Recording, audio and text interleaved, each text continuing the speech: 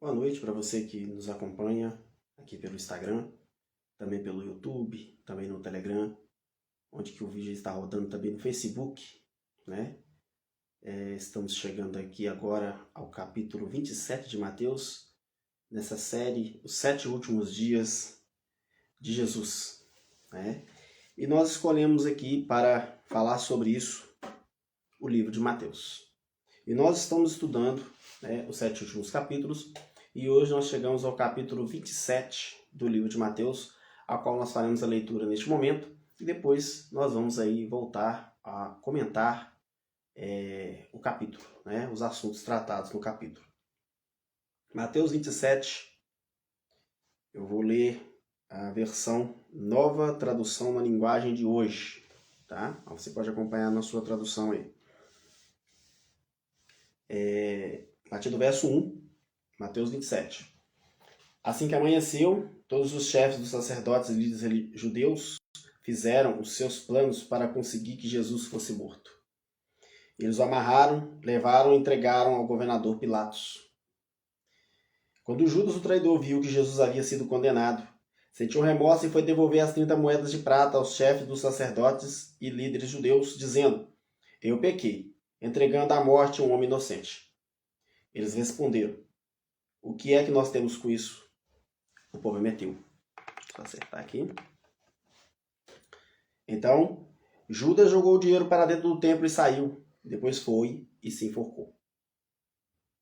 Os chefes dos sacerdotes pegaram o dinheiro e disseram: Isso é dinheiro sujo de sangue e é contra a nossa lei pôr esse dinheiro na caixa das ofertas do templo. Depois de conversarem sobre o assunto, resolveram usar o dinheiro para comprar o campo do oleiro, a fim de que não servisse como cemitério para os não-judeus. A fim de serviço, né? Para ser cemitério dos não-judeus. Por isso, aquele campo é chamado até hoje de campo de sangue. Assim aconteceu o que o profeta Jeremias tinha dito. Eles pegaram as 30 moedas de prata, o preço que o povo de Israel tinha concordado em pagar por ele, e as usaram para comprar o campo do oleiro, como o Senhor me havia mandado fazer. Jesus estava em pé diante do governador, e este o interrogou, dizendo: Você é o rei dos judeus? Jesus respondeu: Quem está dizendo isso é o Senhor. Mas quando foi acusado pelos chefes dos sacerdotes e pelos líderes judeus, Jesus não respondeu nada. Então Pilatos disse: Você não está ouvindo as acusações que estão fazendo contra você? Porém, Jesus não disse nada, e o governador ficou muito admirado com isso. Em toda a festa da Páscoa, Pilatos costumava soltar um dos presos a pedido do povo. Naquela ocasião estava preso um homem muito conhecido chamado Jesus Barrabás. Então, quando a multidão se reuniu, Pilatos perguntou: Quem é que vocês querem que eu solte? Jesus Barrabás ou esse Jesus que é chamado de Messias? Pilatos sabia muito bem que os líderes judeus haviam entregado Jesus porque tinha inveja dele. Então Pilatos estava sentado no tribunal e sua esposa lhe mandou o seguinte recado: Não tenha nada a ver com este homem inocente, porque essa noite num sonho eu sofri muito por causa dele. Os chefes dos sacerdotes e os líderes judeus convenceram a multidão a pedir ao governador Pilatos que soltasse Barrabás e condenasse Jesus à morte. Então o governador perguntou: Qual dos dois vocês querem que eu solte? Barrabás? Não. Qual dos dois vocês querem que eu solte? Barrabás, responderam eles. Pilatos perguntou: Quem farei então com Jesus que é chamado de Messias? Crucifica, responderam todos. Ele perguntou: Que crime ele cometeu? Aí começaram a gritar bem alto: Crucifica! Então Pilatos viu que não conseguia nada, que o povo estava começando a se revoltar. Aí ele mandou trazer água, lavou as mãos diante da multidão e disse: Eu não sou responsável pela morte desse homem, isso é com vocês. E toda a multidão respondeu: Que o castigo por essa morte caia sobre nós e sobre os nossos filhos. Então Pilatos soltou Barrabás, como eles haviam pedido, então mandou chicotear Jesus e o entregou para ser crucificado. Depois os sacerdotes de Pilatos levaram Jesus para o palácio do governador e reuniram toda a tropa em volta dele, tiraram a roupa de Jesus e o vestiram com uma capa vermelha, fizeram uma coroa de ramos cheios de espinhos e o puseram na sua cabeça e colocaram um bastão em sua mão direita. Aí começaram a se ajoelhar diante dele e a caçoar, dizendo: Viva o rei dos judeus! Cuspiam nele, pegavam o bastão e batiam na sua cabeça. Depois de terem caçoado dele, tiraram a capa vermelha e o vestiram com suas próprias roupas. Em seguida, o levaram para o crucificarem. Quando estava saindo, os soldados encontraram um homem chamado Simão, da cidade de Cirene, e o obrigaram a carregar a cruz de Jesus. Eles chegaram a um lugar chamado Gólgota.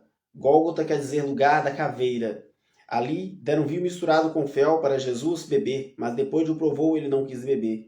Em seguida, os soldados o crucificaram e repartiram suas roupas entre si, tirando a sorte com dados, para ver qual seria a parte de cada um. Depois disso, sentaram ali e ficaram guardando Jesus. Puseram acima de sua cabeça uma tabuleta onde estava escrito como acusação contra ele: Este é Jesus, o rei dos judeus. Com Jesus crucificaram também 2 ladrões, um à sua direita, outro à sua esquerda. E os que passavam por ali caçoavam dele, balançavam a cabeça e o insultavam, dizendo: Ei, você que disse que era capaz de destruir o templo e tornar a construir em 3 dias, se você é mesmo o Filho de Deus, desça da cruz e salve-se a si mesmo. Os chefes dos sacerdotes, os mestres da lei, os líderes judeus também caçoavam dele, dizendo: Ele salvou os outros, mas não pode salvar a si mesmo. Ele é o rei de Israel, não é? Se descer agora na cruz, nós creremos nele. Ele confiou em Deus e disse que era filho de Deus. Vamos ver se Deus quer salvá-lo agora? E até os ladrões que foram crucificados com Jesus também o insultavam. Ao meio-dia começou a escurecer. Toda a terra ficou 3 horas na escuridão. Às 3 horas da tarde, Jesus gritou bem alto: Eli, Eli, lema sabachthani. Essas palavras querem dizer: meu Deus, por que me abandonaste? Algumas pessoas que estavam ali ouviram isso e disseram: ele está chamando Elias. Uma das pessoas correu e molhou uma esponja em vinho comum, pôs na ponta do bastão e deu para Jesus beber. Mas outros disseram: espere, vamos ver se Elias vem salvá-lo. Aí Jesus deu outro grito forte e morreu. Então a cortina do templo se rasgou em 2 pedaços de cima a baixo, a terra tremeu, as rochas se partiram. Os túmulos se abriram e muitas pessoas do povo de Deus que haviam morrido foram ressuscitadas, saíram dos túmulos e depois da ressurreição de Jesus entraram em Jerusalém, a cidade santa, onde muitos viram essas pessoas. O oficial do exército romano e seus soldados que estavam guardando Jesus viram o terremoto e tudo o que aconteceu, e então ficaram com muito medo e disseram: de fato, este homem era o Filho de Deus. Algumas mulheres estavam ali olhando de longe. Elas que tinham acompanhado Jesus desde a Galiléia e havia ajudado. Entre elas estavam Maria Madalena, Maria, a mãe de Tiago e José, a mãe dos filhos de Zebedeu. Já estava quase noite quando chegou da cidade de Arimateia um homem rico chamado José. Ele também era seguidor de Jesus. Ele foi e pediu a Pilatos o corpo de Jesus, e Pilatos mandou que o entregassem a ele. Então José pegou o corpo, enrolou num lençol novo de linho e o colocou no seu próprio túmulo, que há pouco tempo havia sido cavado na rocha. Depois rolou uma grande pedra para fechar a entrada do túmulo e foi embora. Maria Madalena e a outra Maria estavam ali, sentadas de frente do túmulo. No dia seguinte, isso é, no dia depois da sexta-feira, os chefes sacerdotes e os fariseus se reuniram com Pilatos e disseram: governador, nós lembramos que quando estava vivo, aquele mentiroso disse: depois de 3 dias eu serei ressuscitado. Portanto, mande vigiar bem o túmulo, até o 3º dia, para os discípulos dele não poderem roubar o corpo e depois disserem que o povo que ele foi ressuscitado. Pois essa última mentira seria pior do que a primeira. Então Pilatos disse: levem esses soldados com vocês e guardem o túmulo o melhor que puderem. Eles foram, puseram um selo de segurança na pedra e deixaram os soldados ali guardando o túmulo. Muito bem. Esse é Mateus capítulo 27. Conta a história aí da crucificação de Jesus. E nós temos alguns comentários a fazer sobre esse capítulo, do que esse capítulo quer nos dizer, tá? Nós vemos aqui, pelo menos aqui, umas três afirmações sobre a inocência de Jesus. Nós vemos aqui Judas sentindo remorso, né? E ele afirma que traiu homem inocente. Ele entregou à morte um homem inocente. Então, considerou Jesus um homem inocente. Aqui Judas. Nós também vemos a mulher de Pilatos. Tá? A mulher de Pilatos aqui, quer ver? Ó? Deixa eu achar aqui o texto. Deixa eu achar o texto aqui. A mulher de Pilatos mandou um recado para o seu marido. Deixa eu achar aqui, ó, é o verso 19. Quando Pilatos estava sentado no tribunal, a esposa mandou um recado: não tenha nada a ver com este homem inocente. Então, a mulher de Pilatos, que não conhecia Jesus, ela teve um sonho, e nesse sonho, Deus falou com ela, ou um anjo, eu não sei o que aconteceu no sonho, que ela viu que Jesus era inocente. Deus estava usando a mulher de Pilatos para talvez salvar Pilatos, né? O que não adiantou, porque Pilatos não ouviu a sua mulher e acabou entregando Jesus para ser crucificado. O próprio Pilatos também fala que Jesus é inocente, tá? O que está falando aqui, ó? O verso 23, que crime ele cometeu? Então, ou seja, Pilatos também sabia que Jesus não tinha cometido crime nenhum. Então nós temos aqui 3 pessoas afirmando que Jesus era inocente, que Jesus não tinha feito nenhuma transgressão da lei, ele não tinha cometido nenhum crime. Ele era inocente. Mas Pilatos, apesar de saber que Jesus era inocente, mandou chicoteá-lo. Então, ou seja, Pilatos, ele era, como diz, era uma pessoa, parecia que era uma pessoa que tinha, como é que fala? Esqueci o termo. Mas ele primeiro afirma que Jesus era inocente e depois manda castigar um inocente. É uma coisa que não faz sentido. Mas o que eu quero falar com vocês aqui é uma coisa que eu deixei de comentar no meu último, na mensagem de ontem, tá? A inocência de Jesus. Na mensagem de ontem, nós lemos o texto e eu não comentei ele, tá? Que está escrito, deixa eu achar aqui o texto. Aqui, eu achei o texto. Que é o verso 60 de Mateus 26. Nesse verso fala assim: não puderam encontrar nada contra ele, embora muitos se levantassem para dizer mentiras a respeito dele. Olha só. Isso aqui é muito interessante. Jesus viveu toda a vida dele inocente e ele não fez nada que pudesse acarretar a sua morte. Tá? Por que eu estou trazendo essa história hoje? Por que eu estou trazendo esse ponto para hoje? Muitos afirmam que Jesus, na sua vida, ele aboliu a lei. Tá? Ele aboliu a lei. Não precisa mais guardar a lei. Tem muitos ensinadores religiosos ensinando isso por aí. Aí eu falo, a lei não é só o sábado. Olha, se Jesus tivesse ensinado, se ele tivesse ensinado a abolição da lei, ou tivesse ensinado também a abolição do sábado, certo? Os judeus não precisariam pagar testemunhas falsas para acusar ele. Tá? É o que diz aqui o verso 60, que a gente leu aí, ó.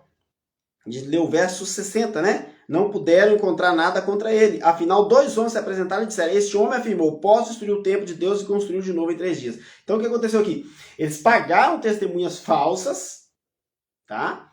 Para que pudessem acusar Jesus de uma coisa que ele não fez. Então, aqui, se Jesus fosse culpado de transgredir a lei dos judeus, seria muito mais fácil de condená-lo. Não precisaria pagar testemunha falsa. E aqui eles mesmos falam, eles mesmos reconhecem que eles não acham nada contra ele.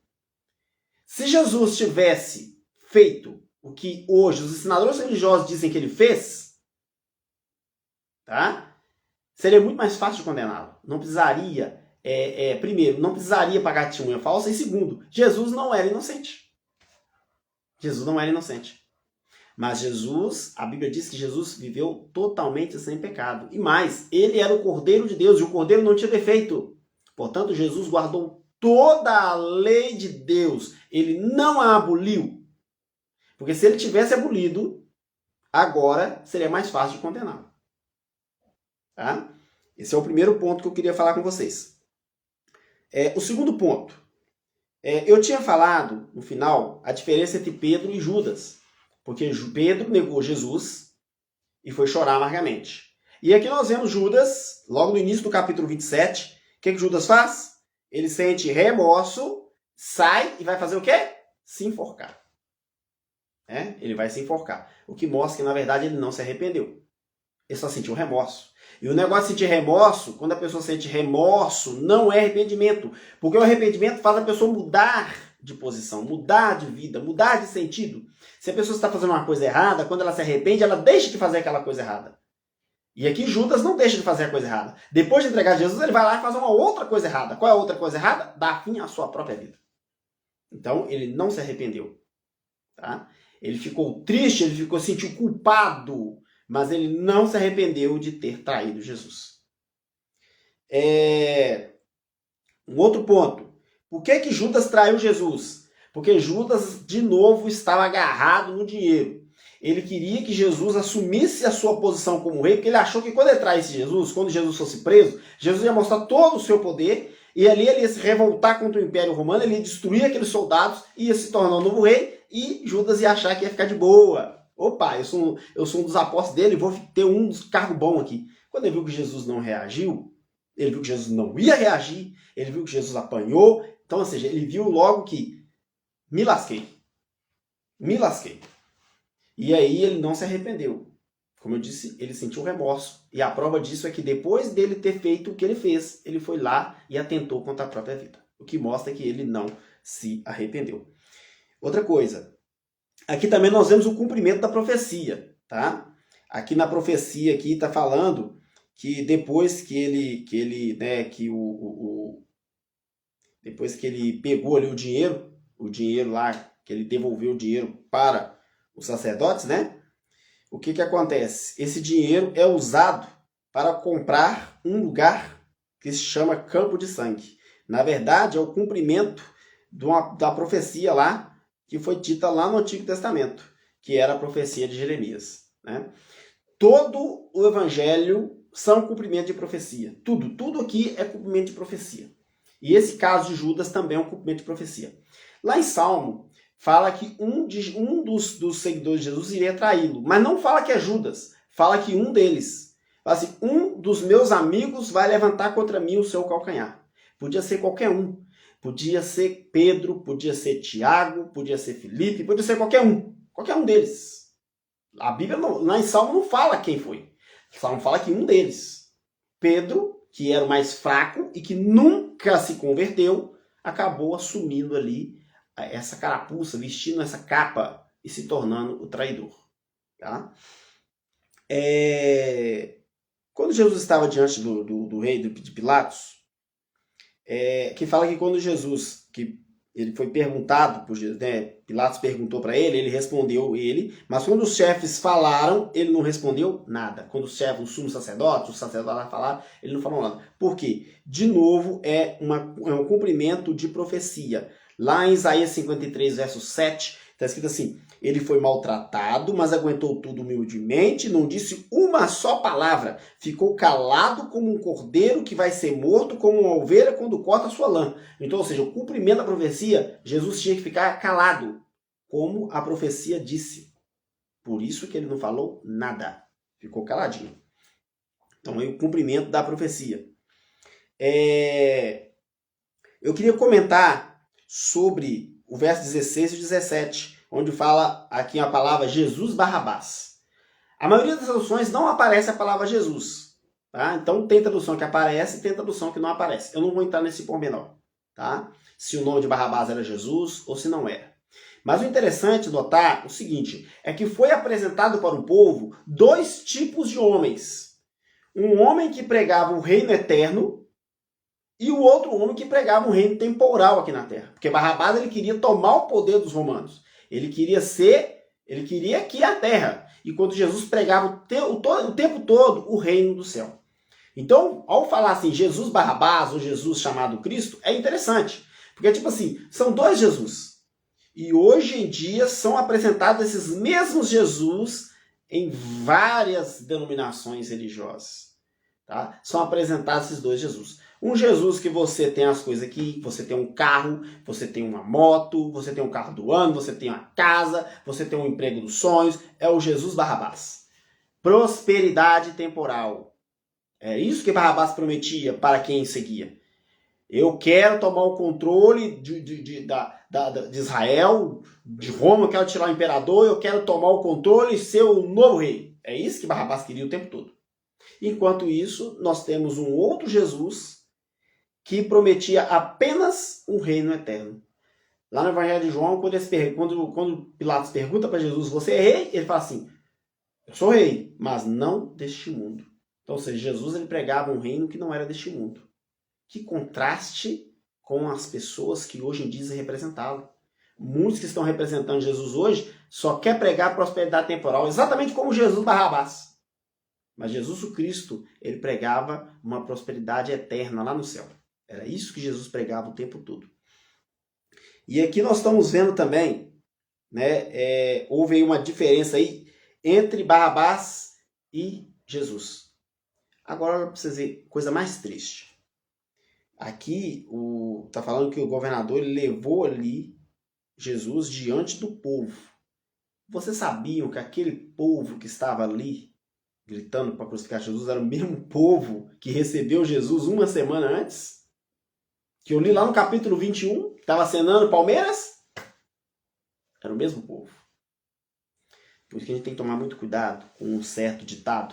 Tem um ditado que as pessoas falam muito. A voz do povo é a voz de Deus. Mas não é mesmo. Você já imaginou um negócio desse? A voz do povo é a voz de Deus. Não é não. A Bíblia diz que a multidão geralmente sempre vai para o mal. Em Provérbios 23, verso 2, fala assim, não seguirás a multidão para torcer o direito. A voz do povo nem sempre é a voz de Deus. E aqui nós vemos um povo ingrato que recebeu Jesus em Jerusalém, para 7 dias depois pedir para crucificá-lo. Essa talvez seja também a nossa situação. No início, a gente recebe Jesus de braços abertos e depois a gente quer crucificá-lo. A gente quer crucificá-lo talvez com as nossas ações, que não tem nada a ver com ele, não tem nada a ver com o mandamento que ele deixou, e nós estamos aí crucificando Jesus dia após dia. E aquele povo ingrato estava aí nessa situação. Lá no verso 23 nós vemos de novo Pilatos perguntando que crime ele cometeu. Ele não cometeu crime nenhum. Ele era um cordeiro sem pecado. E ele tinha que ser sem pecado mesmo, porque só assim ele poderia assumir o nosso pecado. Os soldados zombam de Jesus também aqui no livro de Mateus não conta essa história, mas os outros evangelhos falam que eles tiraram ali a capa dele, essa capa vermelha, depois eles cortaram ela em pedaços, também para cumprir profecia, essa capa vermelha aí que eles colocaram nele. Verso 32 fala que quando eles estavam saindo, eles encontraram um homem chamado Simão da cidade de Cirene e o obrigaram a carregar a cruz de Jesus. Esse Simão, a Bíblia não conta muita coisa sobre ele não, tá? Não conta muito não. Mas é muito interessante descobrir o seguinte, que esse Simão talvez era o primeiro contato que ele teve com Jesus. O primeiro e último contato que ele teve com Jesus ali. E isso provavelmente mudou a vida dele. Não só dele, mas também da família dele. Tá? Na Bíblia existe, eu vou até procurar o texto aqui para falar com vocês. Existe na Bíblia um personagem que é citado no livro de Romanos, que é citado por Paulo. E essa pessoa que Paulo cita é um parente de Simão, de Cirene. Lá fala o quê? Simão, aqui fala assim, Romanos 16:13. Manda salvações a Rufo, trabalhador que tem se destacado no serviço do Senhor, e a mãe dele, que sempre me tratou como filho. Esse Rufo, ele era Rufo de Cirene. Ele era filho de Simão, de Cirene. Então, ou seja, Simão, ele levou a mensagem, né, aquele conhecimento ali que ele viu, que ele encontrou com Jesus, para a sua família. Então, o encontro de Simão com Jesus ali não foi um encontro ao Deus dará, um encontro casual. Não.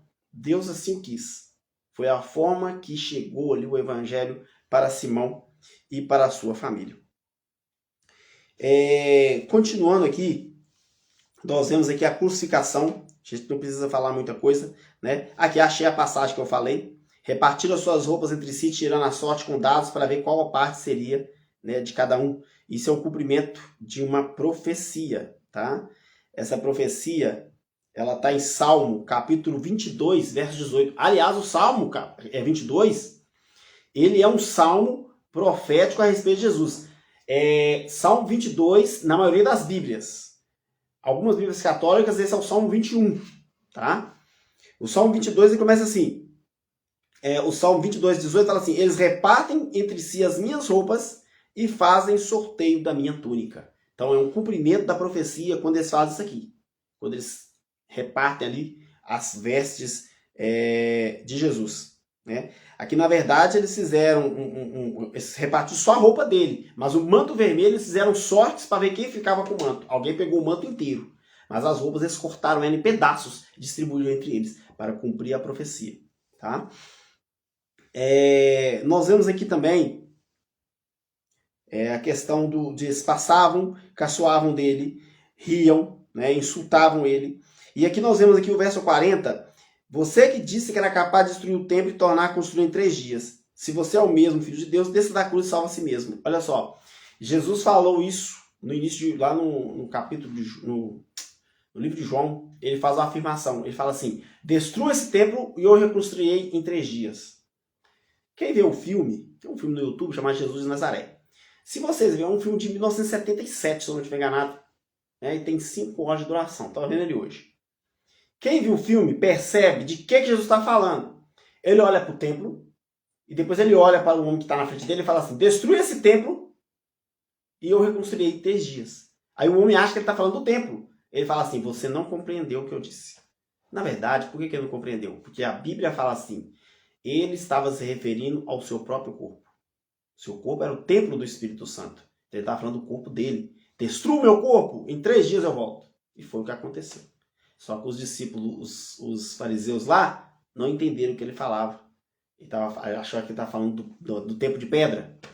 Não tinha nada a ver. Né? Então, ou seja, a compreensão que eles tinham era muito limitada. Muito limitada. Então Jesus falou isso aqui dele mesmo, mas aqui eles continuam achando que era o templo de pedra. Tá vendo? Aqui está falando, no meio-dia começou a escurecer e toda a terra ficou 3 horas na escuridão. Olha só, já tinha falado isso na mensagem de ontem, que Jesus fez na quinta-feira à tarde, ele pediu para arrumar um lugar para ele fazer a Páscoa. À noite, na quinta-feira, que já era sexta-feira, tá? Pôr do sol de quinta para sexta já é sexta. Então ele fez ali a Páscoa com os seus apóstolos, seus discípulos. Nessa Páscoa não tinha cordeiro, porque na verdade ele era o cordeiro. Né? E na parte clara do dia da sexta-feira, né, que era a véspera da Páscoa, que neste ano caiu no sábado, tá? Ele foi imolado. Então ele foi crucificado às 9 da manhã. Ao meio-dia o céu escureceu, ficou tudo escuro. E às 3 horas da tarde Jesus morreu na cruz do Calvário. Aqui está falando assim, às 3 horas da tarde Jesus gritou bem alto, Eli, Eli, lema sabachthani. Isso também é profecia. É o primeiro verso de Salmo 22, verso 1. Ou em algumas Bíblias católicas, Salmo 21, verso 1. Que fala assim, meu Deus, por que me abandonaste? Então Jesus, ele recitou textualmente o Salmo 22, 1. Ou 21, 1 em algumas Bíblias católicas. Tá? Na maioria das Bíblias, 22, 1. Ele está repetindo aqui, de novo, uma profecia. Né? E eles achavam que ele estava chamando Elias. Ele falou em uma outra língua, parece um aramaico. Ele falou numa língua diferente que eles não entenderam. Aqueles que estavam perto dele ali não entenderam e por isso que eles acharam que ele estava chamando Elias. E aí, no verso 51 diz assim que quando Jesus morreu, a cortina do templo se rasgou em 2 pedaços de cima até embaixo. Por que aconteceu isso? O templo era o símbolo da salvação. Quando a pessoa pecava, ela pegava um cordeiro, levava no templo e esse cordeiro era sacrificado no lugar do pecador. E esse sangue ele era aspergido na cortina, essa cortina grande que o templo tinha, não era uma cortina simples, gente. Não é uma cortina que a gente conhece aqui, cortina aqui da janela nossa, não. Não. Essa cortina é uma cortina muito grossa, ela era tipo fosse uma parede, de tão grossa que era ela. E ela separava o lugar santo, aliás, ela separava o lugar santo do Santíssimo. Essa cortina separava o lugar santo do Santíssimo. Então, o que acontecia? Eles imolavam o cordeiro lá fora, no altar do sacrifício. O sacerdote pegava o sangue do cordeiro, entrava para dentro do lugar santo e lá ele jogava o sangue nessa cortina. Tá? E essa cortina ela separava o lugar santo do Santíssimo. E atrás do Santíssimo tinha o propiciatório e tinha também tinha a Arca da Aliança, onde ficavam as tábuas dos 10 mandamentos. O que simbolizava? Que quando a pessoa pecava, o cordeiro morria no lugar. Porque o pecado é o quê? A transgressão da lei. E o pecado exige a morte do transgressor. Então, quando eles matavam o cordeiro, eles passavam o pecado simbolicamente para o cordeiro. E o cordeiro era morto. Pegava o sangue do cordeiro e jogava lá na cortina, que estava diante da Arca da Aliança. Ou tipo assim, a lei não fala que se eu transgredir eu morro, então está aqui a minha morte. E jogava o sangue para provar que a pessoa tinha morrido. Era assim o simbolismo. Certo? Esse era o simbolismo. Mas agora na morte de Jesus, o que acontece com essa cortina? Ela rasga de alto a baixo. Simbolizando que acabou aqueles sacrifícios. O verdadeiro cordeiro morreu. O verdadeiro cordeiro morreu. Então aqueles cordeiros que morriam antes, acabou. A partir dali, o cordeiro verdadeiro, toda aquela prefiguração que os cordeiros faziam, morreu o verdadeiro cordeiro de Deus, que era Jesus. Então, o ato da cortina se rasgar milagrosamente, porque era uma cortina, como eu falei com vocês, como se fosse uma parede, era grossa igual uma parede, e ela rasgou sem auxílio de mãos humanas, mostra o próprio Deus rasgando aquela cortina e mostrando para aqueles sacerdotes e mostrando para todo o povo que este é o Cordeiro de Deus que tira o pecado do mundo. E a partir de agora, É nele que vocês vão encontrar o perdão dos seus pecados. E aqui está falando também que quando aconteceu isso, a terra tremeu, as vozes partiram e muitas pessoas do povo de Deus que haviam morrido foram ressuscitadas. Então as pessoas aqui foram ressuscitadas na morte de Jesus. Para você ver que coisa, hein? A morte dele ressuscitar. E aqui fala que eles saíram, entraram em Jerusalém e muitos viram essas pessoas. Muitos viram essas pessoas. Acredita-se que quando Jesus ressuscitou no domingo, né, no terceiro dia, quando ele ressuscitou, ele não subiu ao céu sozinho. Paulo fala que ele levou cativo o cativeiro. Então parece que Jesus não subiu para o céu sozinho. Esses que ressuscitaram aqui subiram com ele também para o céu. Tá? Paulo dá essa inferência, ele fala assim, quando ele ressuscitou, ele levou cativo o cativeiro. O cativeiro era a morte. Então subiram algumas pessoas com ele, e são esses santos aqui. Algumas mulheres estavam de longe, e essas mulheres estavam acompanhando Jesus desde a Galiléia. Aqui fala algumas, Maria Madalena, Maria, mãe de Tiago e de José, e a mãe dos filhos de Zebedeu. Né? Olha só que coisa interessante. Maria Madalena, se eu não estiver enganado, era a mesma Maria que jogou perfume nos pés de Jesus e enxugou com os cabelos. O texto bíblico diz que Jesus falou com ela assim, guarde esse perfume para o meu sepultamento. E adivinha quem foi a primeira mulher que viu Jesus ressuscitado? Ela. Porque assim que deu lá o terceiro dia, ela foi lá no túmulo para ungir o corpo de Jesus. Quando ela chegou lá, a pedra tinha sido revolvida. E quem apareceu para ela? Jesus. Então olha para você ver. Jesus falou isso porque ele queria que ela fosse a primeira a ver ele. Você vai guardar isso aí porque você vai ungir o meu corpo quando eu for sepultado. Então, olha que privilégio que essa mulher teve. Ser a primeira a ver Jesus ressuscitado. Isso a gente vai comentar amanhã, tá? E aqui está falando o seguinte, já era quase noite quando chegou da cidade de Arimateia um homem rico chamado José, né? Era o José de Arimateia. José foi e pediu o corpo a Pilatos, e Pilatos mandou que o entregasse a ele. Então José pegou o corpo, enrolou o lençol novo e colocou no seu próprio túmulo. Isso também é cumprimento de profecia. Tá? Lá em Isaías 53, recomendo que você leia Isaías 53, são 12 versos. Vocês vão ver como se cumpre tudo em Jesus. E no verso 9 fala assim, foi sepultado ao lado de criminosos, ou foi morto ao lado de criminosos. Lembra? Ladrão à esquerda, ladrão à direita. Foi enterrado com o rico. Em outra vamos falar assim, com o rico esteve na sua morte. Quem era esse rico? José de Arimateia. E embora nunca tivesse cometido crime nenhum, nem tivesse dito uma só mentira. Então o cumprimento de novo da profecia. Jesus foi, com o rico ele esteve na sua morte. José de Arimateia, um dos discípulos, um dos fariseus, que ele também era fariseu, um dos fariseus cedeu o túmulo dele para Jesus. Com o rico esteve na sua morte. Cumprimento de profecia também. No dia seguinte, isso é um dia da sexta-feira, um dia depois da sexta-feira, seria o sábado, né? Os chefes sacerdotes foram lá. Governador, nós lembramos que quando a gente estava vivo, aquele mentiroso disse, depois de 3 dias eu serei ressuscitado. Então lá ele vai e chama o quê? Pega soldados e leva os soldados para guardar o túmulo. Olha para você ver. Então ali aqueles soldados vão guardar o túmulo. Amanhã a gente vai ler o que vai acontecer ali, né, com esse túmulo. Mas eu também gostaria de comentar, agora para finalizar, uma coisa que foi dita lá no início. Tá? O verso 6 de Mateus 27. Os chefes sacerdotes pegaram o dinheiro e disseram, isso é dinheiro sujo de sangue, e é contra a nossa lei pôr esse dinheiro na caixa das ofertas do templo. Olha que hipocrisia desses fariseus. Olha que hipocrisia desses líderes judaicos. Era contra a lei pegar o dinheiro pelo qual eles compraram Jesus. Mas não era contra a lei crucificar um homem inocente. Tá vendo? Então, ou seja, obedecia parte da lei, mas a outra parte não era necessária. É muita hipocrisia. É a hipocrisia desses homens. E hoje muitos também partilham da mesma hipocrisia. Uma parte pode, a outra não. Não, peraí, isso aqui a gente tem que obedecer. Mas aquilo ali não é necessário.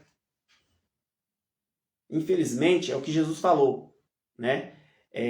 Em vão me adoram, ensinando doutrinas que são preceitos de homens. Os homens colocam o que querem e o que não querem. Decidem o que deve obedecer e o que não deve. Enquanto a Bíblia manda obedecer a tudo. Nós vemos aqui uma hipocrisia desses homens. Jesus morreu na cruz do Calvário. Foi colocado entre 2 ladrões, sendo ele inocente e os outros 2 culpados. Cumprindo a profecia, Jesus morreu. Ele morreu por mim e por você, porque na verdade quem deveria estar na cruz do Calvário é eu e você. Porque nós somos pecadores, Jesus não era. O que nós vamos fazer a respeito disso? Qual é a decisão que nós vamos tomar? O que nós vamos pensar? Toda vez que chega a Semana Santa, sexta-feira da Paixão, igual é o dia de hoje, as pessoas ficam meditando. As pessoas vão aos cultos, vão às missas. Aliás, missa não, porque parece que na sexta-feira da Paixão não é rezada a missa. Não tem missa. Mas as pessoas vão no chamado descimento da cruz, né? nas encenações, e vê aquilo e parece que já está com a mente cauterizada, porque amanhã está do mesmo jeito que estava ontem. Tem gente que dedica hoje e fala assim, não, hoje eu não posso comer carne. Hoje não, mas amanhã come de tudo. E aí? Né? De que adianta? Não que seja errado ou certo comer carne. Não estou discutindo isso.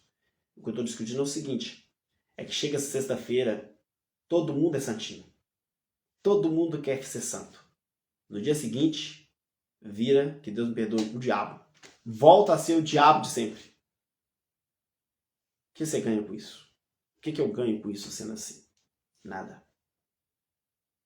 Jesus quer que nós mudemos o nosso caráter. Jesus quer ver a verdadeira conversão nossa. Não adianta a gente converter só na quaresma. Não adianta só converter na Semana Santa ou na Sexta-feira Santa. Não adianta. Isso não resolve. Isso não resolve. Jesus quer que a gente converta totalmente, todos os dias. E suba com ele para o céu quando ele voltar para nos buscar. Ele já proveu. Ele já morreu por nós. Não há nada mais que nós possamos fazer. Nada que nós façamos de nós mesmos vai nos dar salvação. Jesus já fez tudo por nós. Vai chegar um tempo, vai chegar um dia em que todos nós vamos comparecer perante o grande tribunal de Deus. Somente aqueles que contratarem Jesus como seu advogado poderão ter defesa. Porque aqueles que tiverem Jesus como advogado, quando o promotor, o acusador, vocês sabem quem é o acusador? A Bíblia diz que o acusador dos nossos irmãos, o próprio Satanás, quando ele nos acusar de ser pecadores, Jesus vai estar lá com as mãos, com os pregos lá, o buraco dos pregos nas mãos para falar: ele é pecador, eu não vou desculpar ele é realmente pecador, mas eu já paguei pelo pecado dele. Aqui na minha mão, meu Pai, está o pagamento do pecado dele. Isso é para quem constituir Jesus como advogado. E quem não fizer isso? E quem não constituir Jesus como advogado? Que tipo de defesa vai ter diante do grande juiz? Isso é para nós pensarmos. Nós ainda temos tempo. Enquanto há vida, há esperança. Enquanto há vida, nós podemos arrepender e constituir Jesus como advogado. Qual será a nossa decisão no dia de hoje? Qual será a minha e a sua decisão? Vamos constituir Jesus como advogado? Ele já morreu. Ele já ressuscitou. E ele está voltando. Que Deus os abençoe. Amanhã estaremos aqui para o último capítulo. Mateus 28. Vamos fazer uma pequena oração. Obrigado, Senhor, por ter morrido na cruz do Calvário por cada um de nós. Nós não temos, Senhor, palavras para agradecer esse amor que o Senhor nos deu sem nós merecermos. Que o Senhor perdoe os nossos pecados. Que o Senhor nos ajude a receber esse amor. Amém. Amanhã estaremos aqui para encerrar essa semana com Mateus capítulo 28. Amanhã vamos falar da boa nova, da ressurreição do nosso Senhor Jesus Cristo. Então, até amanhã. Eu aguardo você aqui, nesse mesmo horário.